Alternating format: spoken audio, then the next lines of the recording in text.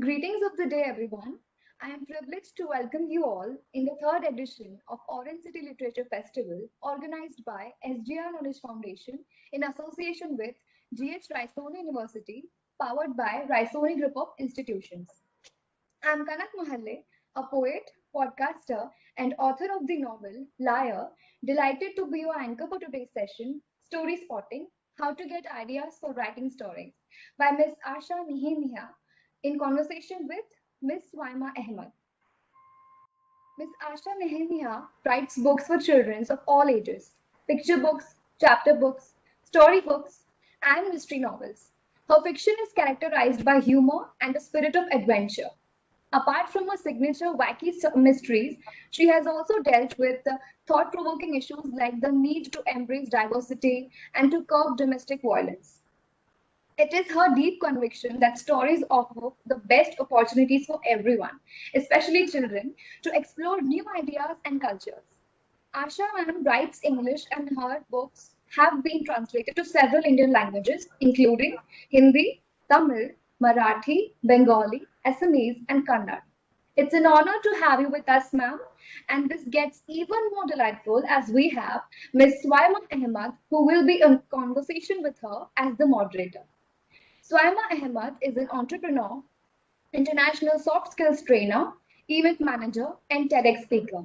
She is the founder of Vanessa Academy and Trainings, co-founder of Footprints Events Private Limited, a pan-India company engaged in training and development. In due course of her professional journey, she has conducted more than 3,000 corporate workshops on soft skills. She also serves as a trainer for Dell, ITC, Cello, Luxure, Junior Holics, National Stock Exchange, White Hat Junior, Classmate, and Manipal University. She is also the founder and host of a talk show, The Forever Peers Show.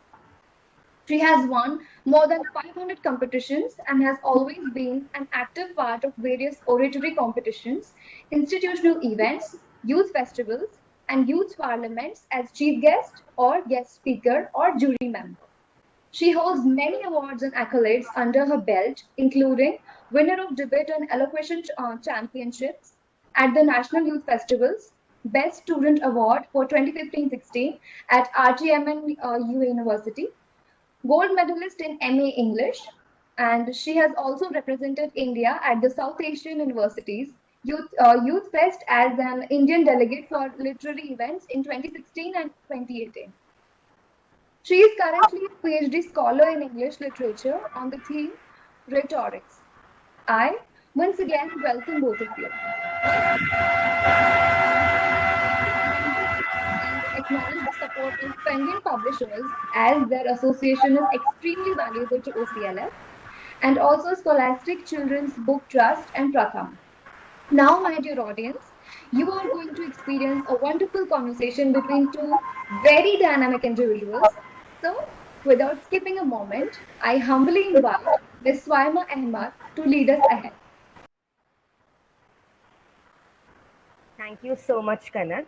That was a very generous intro. Thank you so much for beginning this discussion on a peppy note.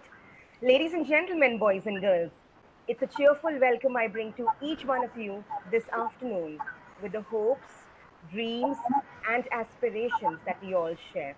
I welcome each one of you to the Orange City Literature Festival, and today we have a very special guest with us. And in the next 40 minutes, we will be walking you through some dynamic, insightful, and engaging ideas on storytelling and story writing.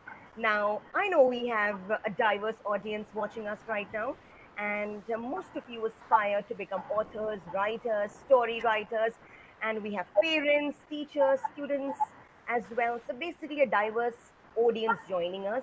We really hope that this session will be of value to you, and we will strive to walk an extra mile in empowering you with all the ideas that you need in order to become a more charismatic, more competent writer. And today, as Kanak introduced our guest of honor, our guest speaker, Ms. Asha Ma'am, Ma'am will be walking us through some ideas that will be game changing for you, especially considering the kind of background Asha ma'am comes from, the body of work she's been creating, and probably she is right now a leader in her domain, a titan of her craft, which is children's stories. So, ladies and gentlemen, time for us to get started.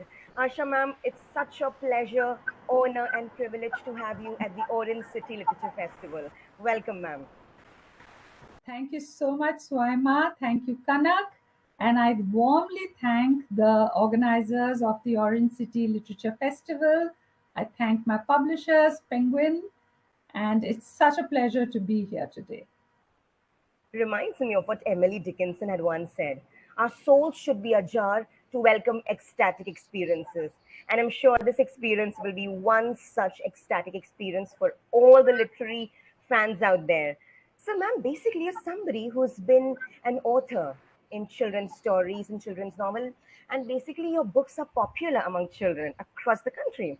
And I think you've particularly focused on chapter books, story books, mystery novels. So, my first question to you is, what exactly inspires you to basically take up such a diverse, interesting, and engaging genre in writing? Yes. So, yes, Swaima, as you mentioned, I write for children from the ages of 3 upwards, right up to 12. Different books for different age groups, of course. And why I write for children is I have written also for adults. But when I started writing for children, it just felt so right and so perfect that I didn't want to do anything else.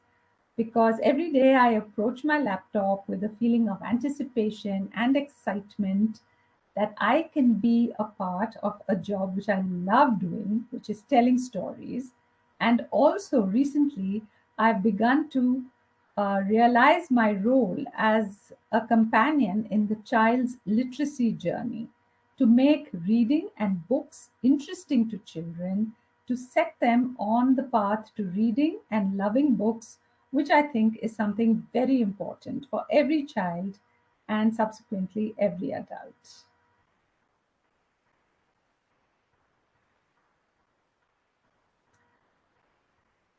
I'm sorry we've lost you, Swaima. Next question to you, ma'am, is about the award you've recently won. I was actually going through your website and I came across the award titled Best in Indian Children's Writing Contemporary Award. So, could you Yes. please throw light on this award and what exactly was your contribution Okay, so towards this? the award I won for this book, The Adventures of Mooli and the Blue-Legged Alien, the Best in Children's Writing Award. It is awarded by an organization who chooses a whole set of books which they think are very engaging for children and they use extensively with those children. And the award is for contemporary writing, fresh writing for children. So I think this was in the year 2019 that this book won that award. Ma'am, could you please tell us what is this book, The Adventure of Mooli and the Blue-Legged Alien, all about? If you could give us a gist of it. Yes, yes. So, The Adventures of Mooli and the Blue Legged Alien is about two friends. There's Mooli and there is Soups. And one summer vacation, their parents get them started on a website which is called Way Outs. Way Out stands for Worlds as Yet Original Untried Tricks and Stunts. So if you want to win an award on this website, you don't have to be the fastest, you don't have to be the quickest, you just have to do something which has never been attempted before, something original and something untried. So the children have a wonderful time. They do all kinds of things. They try to draw pictures using a football dipped in mud. They try to make sculptures out of toothpaste. And it's a series of 3 books. And it's really fun for the children to see and read their adventures as they go about trying to win this award.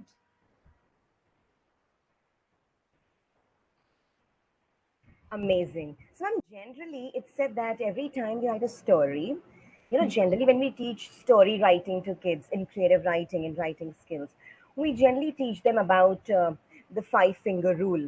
That your story should comprise of the setting, the characters, the plot, the conflict, and the resolution. So, how true do you think is this mantra for beginners, for newbies in story writing? I think that's an excellent way. It's a very easy mantra to remember. And for newbies who start writing, I think what you have to do first is to just come up with the idea. Then you have to work through the plot, the characterization, the conflict, the resolution, all that follows. And it's all part of this one composite thing called the story idea. And as an author, I have become really a story collector. I go out into the world every day and I'm just on the lookout constantly. It's as though I have invisible antenna which are always trying to pick up what could be my next story. It could appear in the newspaper, it could appear in a little conversation that I've overheard, and very often the best stories come from the most simple things, but the way you use those simple ideas is what makes it into a engaging and wonderful story. Absolutely. So, ma'am, considering the kind of work you've done, my next question to you would be, how many books have you written, by the way, till now? And could you please throw light on your first book, your pioneering work, and your latest book as well? And our Okay. viewers would love to see them as well, catch a glimpse of the covers. Yes. So I have written about 20 books, which have been Wow. translated into several languages, including Farsi and French and languages all over India. My very first book, so the books I like writing are books full of humor, books with adventure, books with mystery. These are the kind of books that I loved reading as a child. So I feel that I like to write books which I think children would love to read. So my very first book was this. Here it is, Granny's Sari. And here it is in the, oh, here it is in the Hindi version, Dadi Ki Sari. Another one of this was the second book I wrote, The Rajas Mustache. This is for children about, say, 3 to 5 years old. And it is about Raja Muchacho Singh, who so loved his curly, whirly, twirly mustache that he wanted everything in his kingdom to match the shape of his mustache. So whether it was the puris he ate, or the mojeries he wore, or the throne he sat on, everything had to be in a curly, whirly, twirly shape. And one fine morning, when the Raja wakes up, his mustache is growing straight. And then the book goes on to what happens and how he becomes happy again. And yes, you asked me about my latest book. My latest book is published in April of this year. It's called A Pinch of Magic. And I'm going to talk a little in detail about this book because I want to take everyone through the steps of how I came up with the idea for this book and how I developed it into a plot, how I got the characters, all those 5 elements that you spoke of. Instead of just, talking in theory, I want to just, take the listeners through it.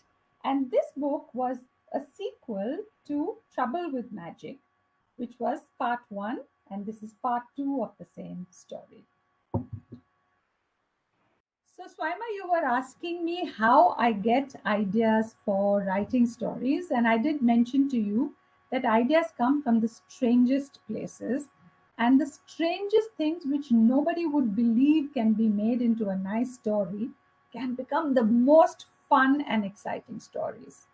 So, I'm going to give you a little pop quiz, Swaima.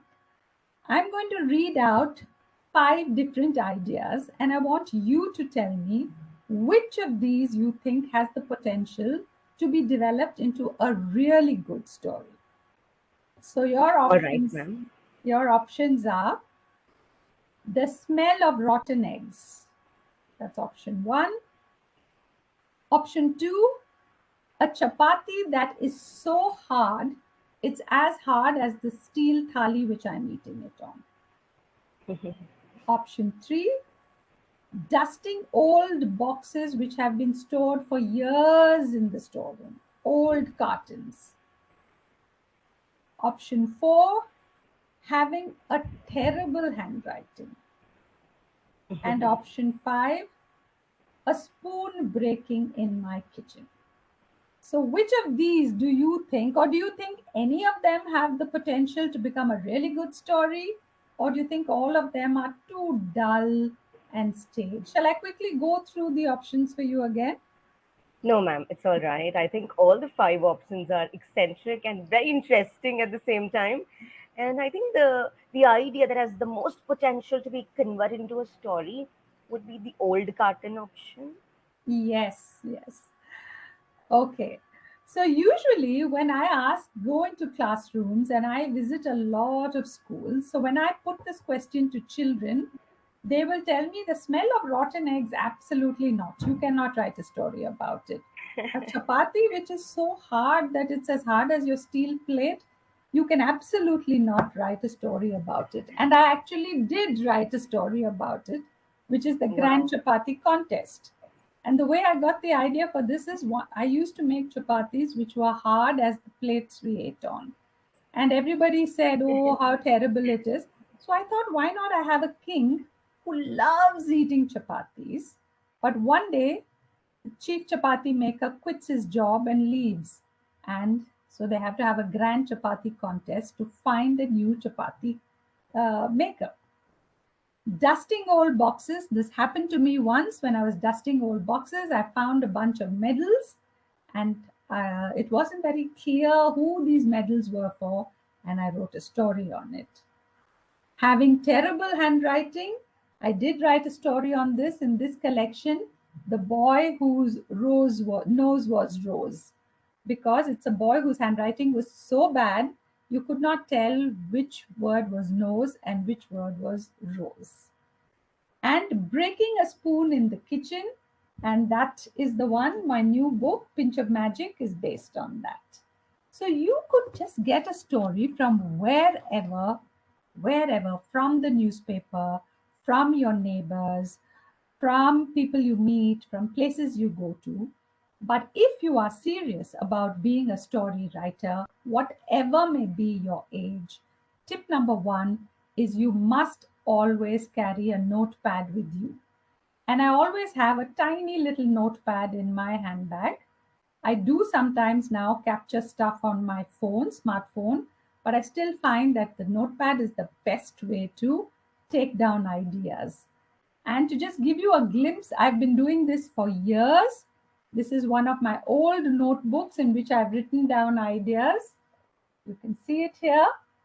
And what I do is sometimes when I find something in the newspaper which is very interesting, I will just stick it here in my book.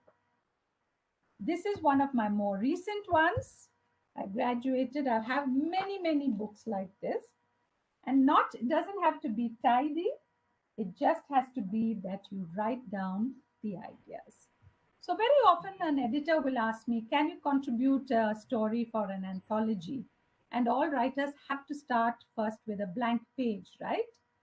But for me, because I'm a story collector, I don't always have to start from an absolutely blank page, because I do have my books full of ideas. So I leaf through them and then I see, is there something which I can convert into a story? So now I'm going to tell you about how I came up with the story of writing these 2 books. I'm going to tell you the story behind the story and take you through the process of how I converted this idea into a book. So, many years ago, Perfect. I used to live in a small town where people loved making all kinds of herbal medicines and potions. They would have herbal cough syrup, they would have hair oil, they would have all kinds of things. And they would make this by grinding flowers and plucking leaves and grinding seeds. And they would put them in bottles and they would keep them in the sun. So my neighbor at that time, I used to call her mommy, and she was married to her husband, who I called uncle. Now, uncle was getting balder and balder by the day.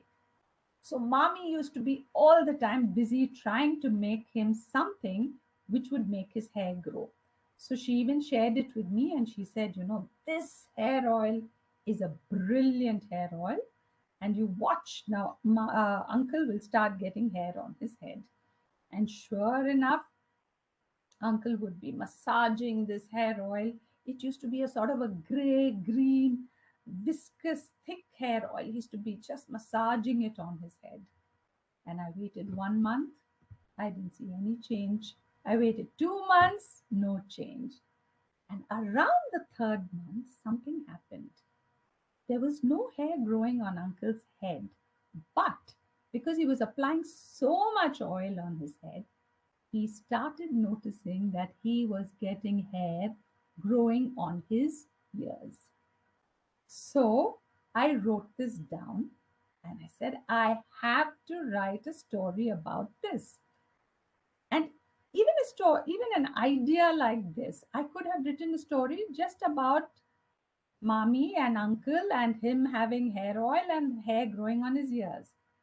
But when you are a writer, you don't just take an idea out of real life and convert it into a book. I kept thinking about it. So this idea just boils down to two important aspects. One is nature and plants are very powerful, and things which come out of plants have a lot of power. And we know that, you have cough syrups, you have all sorts of things which are made from natural products. But because they are natural, they are also very unpredictable and they can work in very mysterious ways. So, the first thing I do is I make a little map like this. And this is something which I would recommend that all writers do, whether you're in school, whether you're an adult writer, is first try and put your thoughts on paper. So I have two little Is squares. this what we call mind mapping also, ma'am? Yes, yes. It can be called mind mapping, and you just put all your thoughts down on paper. I have two little boxes which say plants are powerful, plants are unpredictable, because that is going to be my basic idea. And then I just let my mind roam free. So, which brings me to tip number 3 is when you start expanding on your basic idea, don't put any brakes on your mind. Don't say, I don't think this will work. I don't think this is true. I don't think I can write about this. I don't think anyone will want to read about this. Don't say anything of that. Just put it all down. So I have over here, what kind of plants do I want to write about? Do I want to write about cacti? Do I want to write about plants growing under the sea? Do I want to write about a precious plant that gets stolen? What is it? What is the power in the plant? And I have the plant grows very fast, maybe. You can make a bridge out of it. Maybe you're stuck. You've been locked up by some villains and you plant something which grows so fast that you can use it as a rope and escape. And I just let my mind go. No, what is the power? What is the unpredictable thing? Do I want to use that same unpredictable thing, that something meant for the head actually made hair grow on the ears? Do I want to twist it a little bit? That instead of hair growing on his ears, maybe when you use the hair oil, you start becoming very creative and writing poetry. What are the things? And I put it all down. After I put it all down, I then do a little bit of, I cross out things, I decide what I want to do, what I want to keep, and what I want to put aside. And remember, any idea, there's never an idea that's wasted. So some of the elements of what I've taken will appear in small bits. Like I thought about, how about if I make a voice improving tonic? And that appears in a little bit in the book somewhere. Then it comes to characters. So what character shall I have? Shall I have like a tribal medicine man? Shall I have an old man? Shall I have like mommy next door? Shall I have an old woman? And then I thought of having this character, Aunt Malu, who is an exceptional person at making herbal medicines and herbal tonics. And as her companion, because I write for children, I'll always have a child as the protagonist in the story. I have 9-year-old Veena. And I have by now imagined everything about Aunt Malu, what she wears, what she does, what she likes. I might put it down in paper, it might remain in my head. So I also thought about all the wonderful products that she makes. So I have Aunt Malu's tree bark memory pills. And I thought this is how it would look like.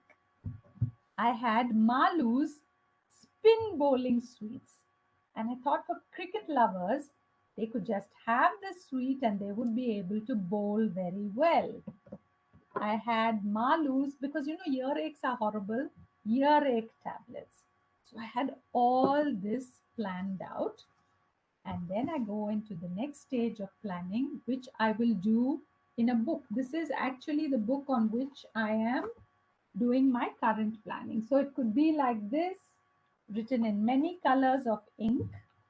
And this is when I do what is called the plot. I start giving problems to my characters. So I thought, what could be the problem that this character has? So I made her create a herbal product which is doing very well. What she creates in this book is a herbal paint and it's just working wonderfully well. And then one day, the paint starts behaving in a strange way, and she loses all her customers come and they return her products to her. And how Veena and Aunt Malu they retrieve the situation and they save the situation. So what do I do at this time? I've given them a problem. And it is almost at this stage when you are plotting, it is like a chase. A villain, you can see in the movies, you have a villain chasing the hero or heroine. And what happens is they keep throwing things in their path. Like suddenly they will throw a cycle in the path so they can't escape. So you keep adding problems for your characters. And just when you think that nothing can get worse, you make the problem even a little worse. So this is one thing which I do. And then you give your characters the ability to solve the problem using their own wits and their own ability. Don't allow them to solve the problem by winning a lottery or some fairy godmother coming and helping them. It is much more interesting when they themselves can solve their problem. So as I said, I do a lot of planning. So that is my tip number 4, or is it 5? So this is typically how a plan of mine would look. And then before I start writing the book, I make like this. What will come in chapter 1? What will come in chapter 2? Chapter 3? I make like a scroll. So when I put it out, I can see exactly what is going to happen. And tip number 5, before you start writing, you should have a good idea of how your story is going to end. Don't just jump into it without knowing how it's going to end, because you may write up to the second last chapter and then say, oh, I don't really like the way this ends. While you're writing, you may come up with a better ending and you can use the better ending. But when you start writing, you must know how your story is going to end. And then you start writing, you go through many drafts, and then you come to something which you consider good enough to send to your publisher. So that is how I would work from the beginning of the idea to the end. Then interestingly, what happened with this book, I wrote the story of Aunt Malu and Veena. And for, I think, 7 or 8 years, I had forgotten all about them. Then one fine day, I was in the kitchen and my kitchen scale on which I weigh things broke. So I had to try to measure things with a cup. I did all sort of complicated math, but the cake which I was baking turned out to be an utter failure. So from that, I said, why not I write a story where somebody has a measuring device? What could it be? Could it be a cup? Could it be a measuring scale? And I said, hey, why not I bring back Aunt Malu and Veena with a new adventure and a new story? And that is how, from the broken kitchen scale, that I wrote A Pinch of Magic. And what happens in A Pinch of Magic is Aunt Malu has a spoon, and here I created a spoon like that, which just takes a pinch. Have you seen in the old recipes, they say, take a little pinch of this or take a small pinch of that? But because she's making herbal medicine, she can't use her fingers. So her pinching spoon breaks. And when her pinching spoon breaks, everything that she's making starts going wrong. And I gave her a new thing to write, to work with. I gave her Malu's instant cavity repair gel, because I thought this would really appeal to children, that you can just repair your own cavity instead of going to a dentist. And so I said, so she is in the process of making this instant cavity repair gel, but that batch goes haywire. And when they use that cavity repair gel, what happens is something very funny and hilarious happens. And so she has to go to buy a set of new pinching spoons. So this is a big problem, and she sets off, and at every stage I give her a new problem. She cannot find the person who manufactures the pinching spoons. Then she decides that she will go looking for him herself. But when she goes to the spot, this person who manufactures the pinching spoons used to actually be her guru. He used to live on a tree, and when she reaches the forest, the tree has been cut down. And so on it goes. So I keep giving them more and more problems. And finally, Aunt Malu and Veena resolve this problem. So that is how I move from the idea, working through, and I think this is something every student, every child can do. Which brings me to another tip. Before you start writing, you must have your reader in mind. If you are a student, who is your primary reader? Your primary reader might be your teacher. You want to impress your teacher. So the story you write will be to show how wonderfully you write, how good you are at English, how wonderful your imagination is, and you have your teacher in mind or your examiner. You might be a student who wants to write a story which you hope is going to get published in a children's newspaper or a children's magazine. So, who are you writing for? Are you writing for an adult? Are you writing for your friends? Are you writing for children like yourself? You must keep this in mind, because that will help you to write a really good story. Now, because children are my audience, I always keep in mind, is it a 3-year-old I'm writing for? Is it a 5-year-old? Is it a 7? Is it a 10-year-old? And that's how you can. So that was my journey and my process for writing these two stories, Trouble with Magic and A Pinch of Magic. Amazing. I think, ma'am, that was absolutely coherent, concise, and clear. And I'm sure by now our viewers actually have a crystal clear idea about the process of story writing. I mean, the action plan that you shared with us, the evidences you presented, and everything. It was so coherent, step by step. I absolutely loved the practicality of your ideas, ma'am. So pragmatic, beginning with jotting down your notes, carrying a journal with you all the time, jotting down the key ideas, and how do you develop them into a draft and finally into something solid and robust. Very practical, ma'am. And more importantly, it's something that you're sharing from your own experiences as an established writer. I think that was a favor for all of us, for our viewers who aspire to write, because that was like an action plan that we can emulate anytime and eventually get an inch closer to our dreams of becoming writers and story writers. Ma'am, we see a lot of children these days, a lot of youngsters who aspire to write stories. They face issues with consistency.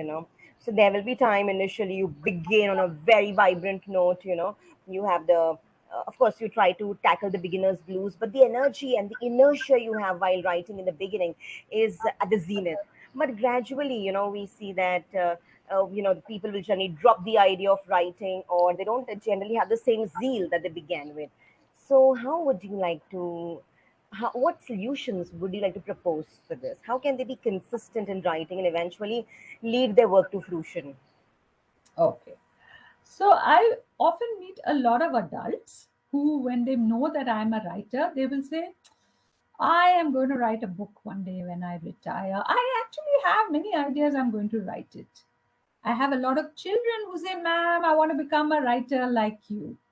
So if I may just borrow, Nike's slogan, it is just do it. And this is the first writing mantra that everyone must follow. Just do it.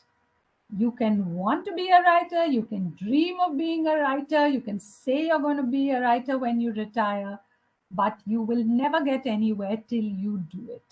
So you have to sit down, put pen to paper, or work on your laptop. You have to do it. And then to come to this problem you were talking about, Swaima, very often we lose energy in writing. This happens to me as well, because we feel our story is not going the way we wanted. We have a vision in our mind that I'm going to write this wonderful adventure, which is going to be so funny.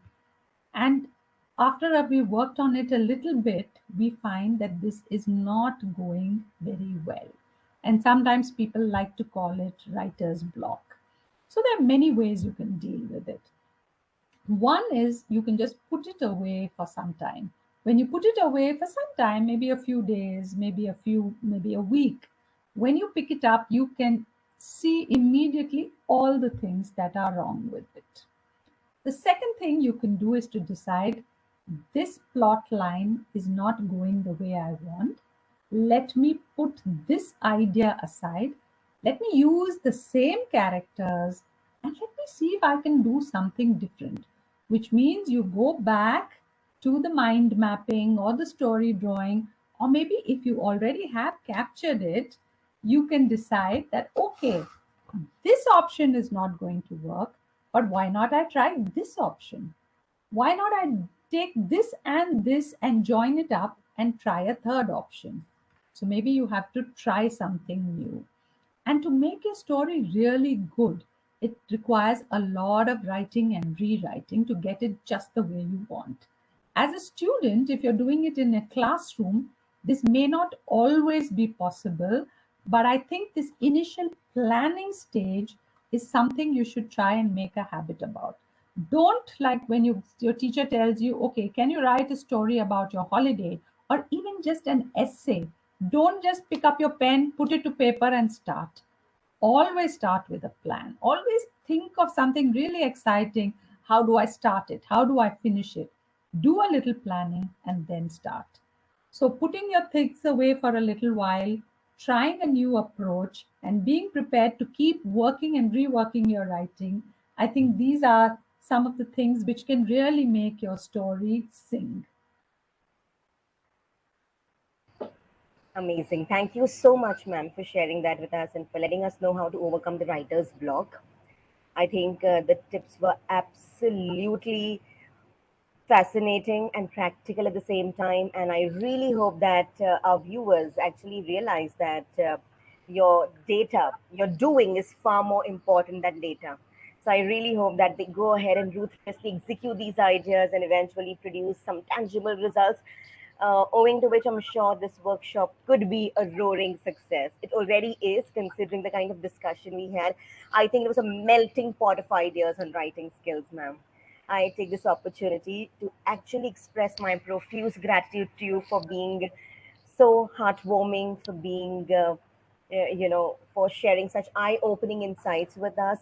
And more importantly, for actually coming down to square one to explain everything to our viewers, that too from your own life, your own scintillating experiences. At the end, ma'am, I would like to ask one last question to you. What is your one message, one unique message that you would like to share with our viewers today, our parents, our teachers? Because today we see that in this world of digital dementia and constant interruptions, kids happen to have increased their screen times, and somehow physical books, the charm of physical books, have taken a back seat. So, what message do you have for our parents, for our teachers, so that they can actually inculcate the reading habit back into our children and relive those glorious times of reading and story reading, storybook reading? Swaima, you've touched upon something which is very, very close to my heart. And I think reading is not just one of the greatest pleasures in life, I think it's also one of the most important skills you can have. So I think as parents and teachers, the first thing you must do is to make sure that children develop the skill. Because if they can't read with ease, they are never going to enjoy reading. So make it from a very young age, keep an eye to see that they're really reading fluently, learning how to read, give them books of their level, maybe a little higher level, read with them very often, give them all the support so that they start reading. Once they start reading, allow them to choose the books. They are more likely, if they like cricket, let them pick up a book on cricket. If they like aliens and robots, let them read. Don't stop them from reading what they want. They will enjoy the process of choosing a book, reading a book, and they will automatically start reading other books if you make those books as well available to them, either in the school library or by taking them to a bookstore, taking them to a library and allowing them to choose.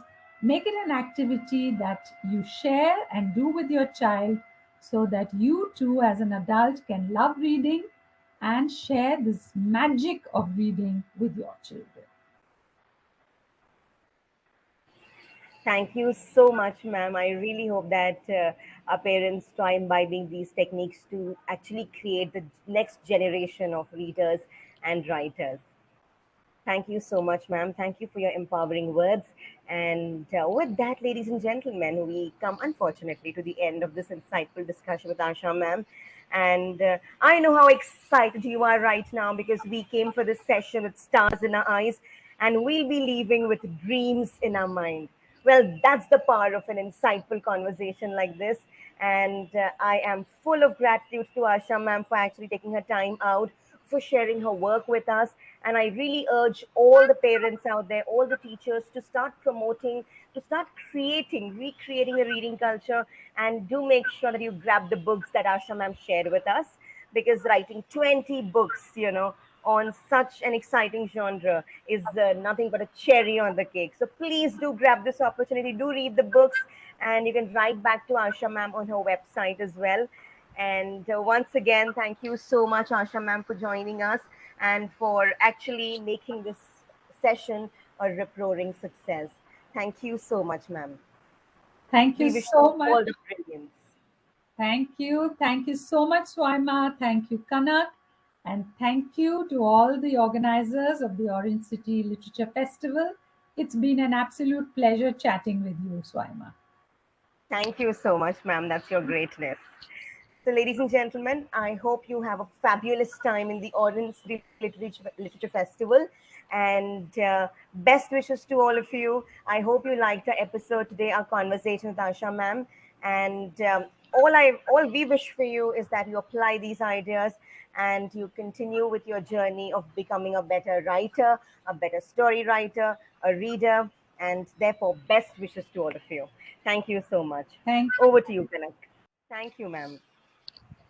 Ma'am, it was a privilege to be a part of this wonderful conversation and this session because as a author, I also relate everything whichever you said. Whatever you said was absolutely which I feel. I also carry a notepad. I also carry those pens with me to scribble the ideas which comes in my head. So, and for your tips, I would like to express my heartfelt gratitude because for an inspiring writer, it's really a pleasure to hear veteran like you and an experienced author like you. So at the outset, I would like to thank Ms Asha Nehemiah and Ms Swaima Ahmed for joining us today. We wish we get to hear you both again and be equally enlightened as we all are today. And for my massive dear audience, I'm sure that after witnessing this conversation, you all are going to take home an enriched version of yourself, just as I will.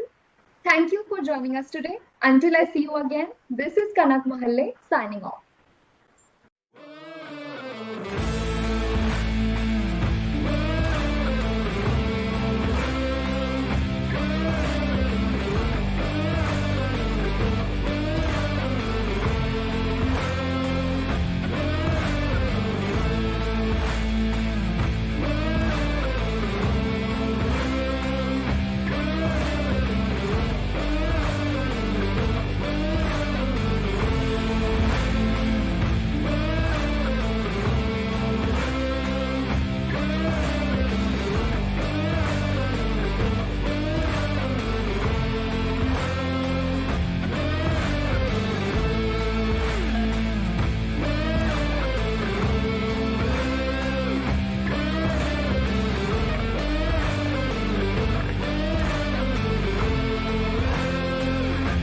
Welcome to Rise Sony Group, a vision beyond.